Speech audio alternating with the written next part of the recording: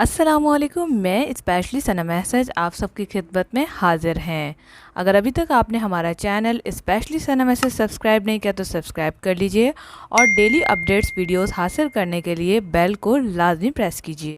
Most of the time लड़कियां मुझसे एक सवाल करती हैं जो कि व्हाट्सएप पे भी बहुत ज़्यादा आ रहा है, टिकटॉक पे भी हो रहा है और यूट्यूब पे भी कमेंट्स आ रही है कि पीरियड्स के मुतालिक है कि हैज़ ज़्यादा क्यों आते हैं। ज़्यादा से मुराद ये है कि अगर आपको नॉर्मल वे में फ़्लो आता है तो वो ज़्यादा आ रहा है या फिर मंथ में 2 बार आ रहा है। तो आज का हमारा यही टॉपिक है, मुकम्मल वॉच कीजिएगा, कोई पार्ट मिस नहीं कीजिएगा। ये बहुत ही इन्फॉर्मेटिव वीडियो होने वाली है और ये तमाम लोगों के लिए है, उन लोगों के लिए भी जिनको मसले रहते हैं और उन लोगों के लिए नहीं, जिन लोगों को मसले नहीं रहते उन लोगों के लिए भी है। क्यों? क्योंकि उनको आगे के लिए वो बच सकेंगे, क्योंकि अब ये हर घर की कहानी बनती जा रही है। पहली चीज़ हम यहाँ पर आपको बताते चलें कि अगर आपके फ़्लो बहुत ज़्यादा हो रहा है तो हो सकता है कि पिछले मंथ का फ़्लो आपको कम आया हो। जब पिछले मंथ का फ़्लो कम आता है तो नेक्स्ट जो है ज़्यादा आता है। पहली वजह ये है।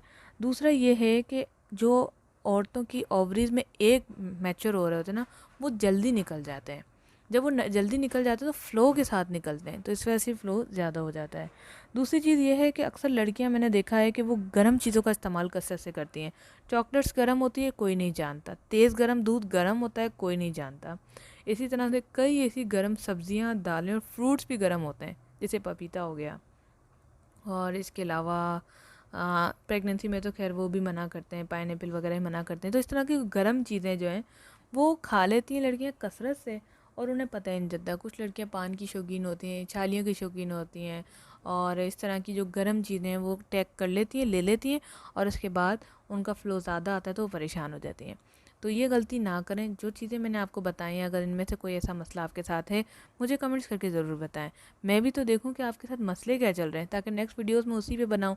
आप लोगों को भी घर बैठे इन्फॉर्मेटिव मिलती रहे। क्योंकि आप जाएंगी गायनाकोलॉजिस्ट के पास, वो आपसे 1,000 से 1,500 फ़ीस देगी और उसके बाद आपको कुछ नहीं बताएगी, एक बड़ा सा पर्चा देगी और उसके अंदर एटलीस्ट 8 से 10 दवाइयाँ लिखी होंगी।